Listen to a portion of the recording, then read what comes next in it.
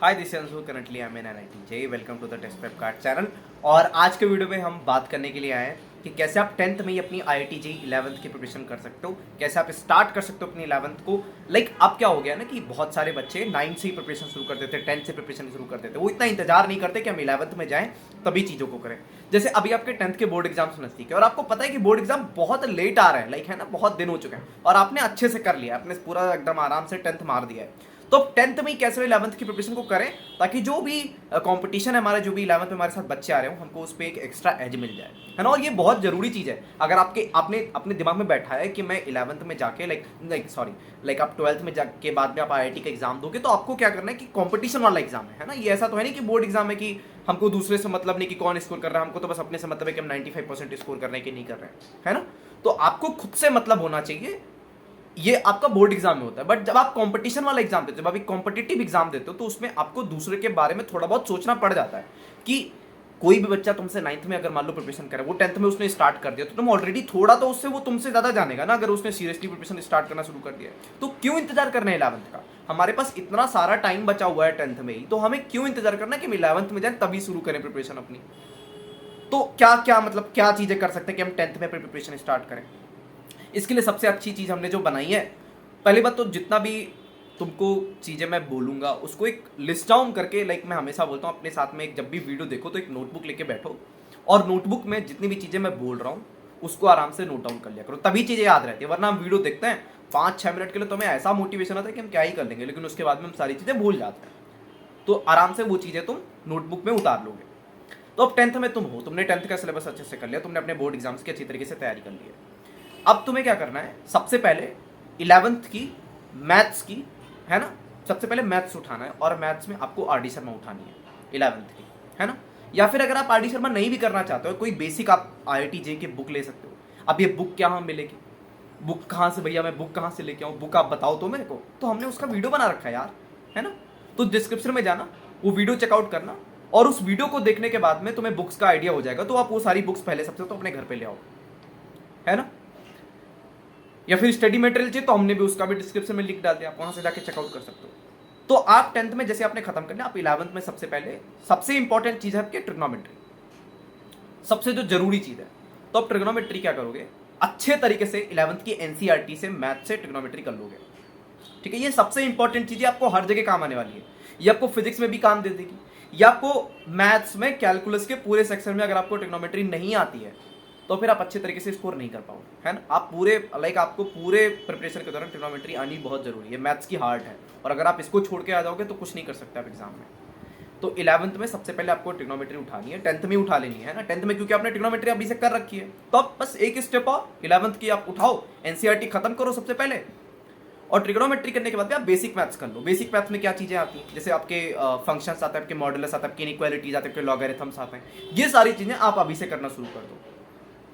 आपने एक मैथ्स का एक बहुत इंपॉर्टेंट पार्ट खत्म कर लिया। अगर आपने बेसिक मैथ्स में अपने ग्राफ बनाना आ गया, आपने लॉगरिथम आ गया, आपने इनइक्वालिटीज आ गई, आपने मॉडुलस फंक्शंस आ गए, आपके जो भी इंपॉर्टेंट मॉड ग्राफ, ये सारी चीजें आपको आपने बेसिक मैथमेटिक्स में अगर कर ली, तो आपका एक बहुत इंपॉर्टेंट पार्ट जो भी आपका पूरे प्रिपरेशन के दौरान यूज होना है, जो भी ये चैप्टर्स है ना, जो भी इन चैप्टर्स में इन सारी चीजों की जरूरत पड़ती है, ये चीजें तो आपको पहले से आ रही हैं, है ना। तो आप ये सारी चीजें कर लोगे। ये मैथ में आप पहले इतना करो, आप पहले इतना निपटाओ, है ना। NCERT लेवल का भी आप निपटा लोगे, और आप या फिर जो मैंने बुक्स रिकमेंड की हैं वो बुक्स में जाके आपने ये क्वेश्चंस बना लेने, बस इससे ज़्यादा कुछ नहीं करना है मैथ्स में अभी के लिए। उसके बाद में आप धीरे धीरे अगर आपने जल्दी जल्दी निपटा लिया, तो आप क्वाड्रेटिक इक्वेशंस करना शुरू कर सकते हो, उसके बाद में सीक्वेंस सीरीज करना शुरू कर सकते हो। हम एक वीडियो बना देंगे, स्पेशल आपके लिए वीडियो बना देंगे कि कैसे हमें IIT JEE प्रिपरेशन के दौरान चैप्टर्स को लिस्ट डाउन करना है, कि किन किन सीक्वेंस में हमको चैप्टर्स को करना है, उस पर हम एक अलग से वीडियो बना देंगे। बट अभी के लिए 10th में जब आप हो, तो आप पहले ये चीजें करना शुरू कर दो। अब भैया फिजिक्स के लिए भी बताओ, फिजिक्स में तो जरूरी है ना। तो फिजिक्स में आप जब शुरू में ही जाते हो ना, तो आप आप जब 11 पहले बार तो 10th से 11th के बीच में एक खतरनाक गैप होता है, आप उसको खत्म करने के लिए, इस गैप को मिनिमम करने के लिए, तो मैं बता रहा हूँ कि 10th में इस गैप को कैसे मिनिमम कर दिया जाए। तो इस गैप को मिनिमम करने के लिए हमको कैलकुलस आनी चाहिए। अब कैलकुलस तो वैसे तो 12th में पढ़ाई जाती है मैथ्स में, बट हमको फिजिक्स में कैलकुलस की यूज पड़ती है ना। जब आप मैकेनिक्स कर रहे होगे, आप मोशन स्ट्रेट लाइन में होगे, या फिर आप वेक्टर पढ़ोगे, तो उसमें कैलकुलस का एक अच्छा खासा यूज होगा। सॉरी। तो कैलकुलस करने के लिए आपको बहुत ज़्यादा कुछ नहीं आना चाहिए, बेसिक इंटीग्रेशन आना चाहिए, बेसिक डिफरेंशिएशन आना चाहिए। तो तो बेसिक इंटीग्रेशन, बेसिक डिफरेंशिएशन आप कहीं से भी सीख सकते हो।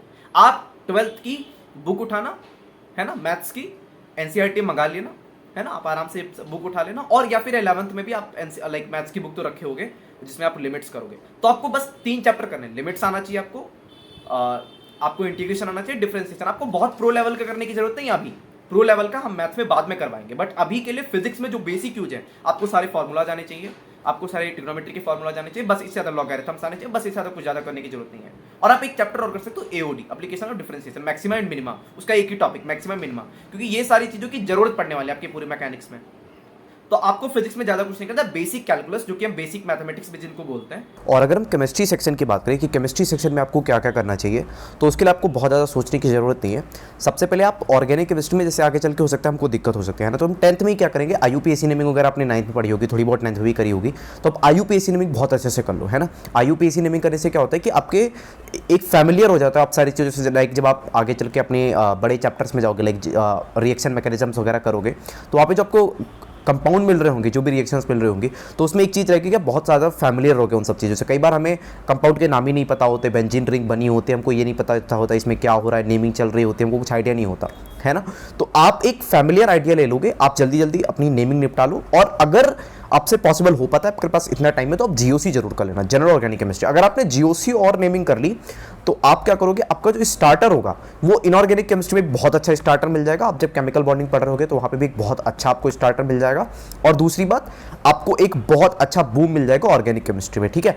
और केमिकल बॉन्डिंग अगर आपसे बन पाएगा, तो केमिकल बॉन्डिंग अगर आपको टाइम मिल जाता है तो केमिकल बॉन्डिंग कर लोगे, तो आपका लाइक पूरे ऑर्गेनिक केमिस्ट्री में ग्रिप तो बनी रहेगी, साथ में इनऑर्गेनिक केमिस्ट्री का आपका आधा काम तो यहीं पर समाप्त हो जाएगा। अगर आपने GOC और केमिकल बॉन्डिंग कर ली, तो आपके ऑर्गेनिक और इनऑर्गेनिक के 50% काम तो यहीं पे समाप्त हो जाते हैं, क्योंकि बच्चों को इसमें तकलीफ होती है, ये लेक्चर्स लंबे होते हैं। अगर हम इनको पहले से निपटा के रखें तो 11th में हमारे लिए सुकून ही सुकून रहेगा। तो आप ज़्यादा कुछ नहीं करना है, आप इन सारे चैप्टर्स को कवर कर सकते हो।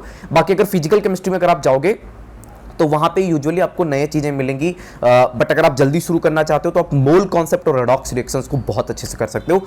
इन दोनों चैप्टर्स को आप पूरी ग्रिप बना लेना। मोल कॉन्सेप्ट में स्टोइकियोमेट्री वाले जितने भी काम होने वाले हैं आपके साथ, है ना, क्योंकि कई बार क्या होता है स्टोइकियोमेट्री में पहली पहली बार पढ़ रहे होते हैं, थोड़ा बहुत हमको आइडिया होता है, बट स्टिल हम थोड़ा थोड़ा कर रहे होते हैं, कैलकुलेशंस वगैरह में हमको दिक्कत होती है। रेडॉक्स में तो थोड़ी और ज़्यादा दिक्कत होती है, तो हमको रेडॉक्स रिएक्शन में अपनी इक्वेशन बैलेंस करना, कैसे एसिड बेस के उसको करते हैं, वो सारी चीज़ें आपको सिखा दी जाएंगी। तो आप 10th में इन सारी इंपॉर्टेंट बेसिस को कवर कर सकते हो। बाकी आराम से लोड नहीं लेना है, हमारे पास पूरे प्रॉपरली 2.5-3 साल पड़े हुए हैं, बट स्टिल हमको अगर एक जल्दी शुरू करते हैं तो जैसा कि मैंने बोला आपको एक एक्स्ट्रा एज मिल जाता है, तो आप आराम से थोड़ा जल्दी शुरू करो और एक एक्स्ट्रा एज के साथ में अपनी प्रिपरेशन करो, और कोई दिक्कत नहीं, ज़्यादा लोड नहीं लेना, ज़्यादा प्रेशर नहीं लेना। बहुत बार आएगा टाइम कि जब आप डिमोटिवेट फील करोगे, लेकिन हमको वहाँ पर ज़्यादा नहीं सोचना है, हमारे पेरेंट्स से, हमारे टीचर से डिस्कस करके इन सारी चीज़ों से इलाज पा लेना है, इन सारी चीज़ों से, है ना, अपन को लड़ाई लड़ते हुए अपनी IIT JEE प्रिपरेशन को आगे बढ़ाना है। बड़ी खूबसूरत जर्नी रहेगी आपकी और आपको सक्सेस भी मिलेगी। बट स्टिल एक चीज़ कह रहा हूँ, कंसिस्टेंट रहना है। 6 से 7 घंटे अगर आप पढ़ रहे हो अपने बाकी जो भी काम स्कूल वगैरह जाने के बावजूद, मतलब उसके साथ में, बस उतना मोर देन इनफ है। ज़्यादा आपको लोड नहीं लेना है। किताबें वगैरह जो भी चाहिए उसका सारा हमने मटेरियल डिस्क्रिप्शन में डाल दिया है, तो वो सारे तुम चेकआउट कर सकते हो। बाकी मेक श्योर कि तुम चैनल सब्सक्राइब कर देना, और जो भी नया वीडियो आपको चाहिए वो कमेंट सेक्शन में आप मेरे से पूछ सकते हो, हम उस पर वीडियो बना देंगे। टिल देन खुद का ख्याल रखो, इस बात पर यकीन रखो कि आप अपना JEE अच्छे से क्रैक करोगे। Bye bye.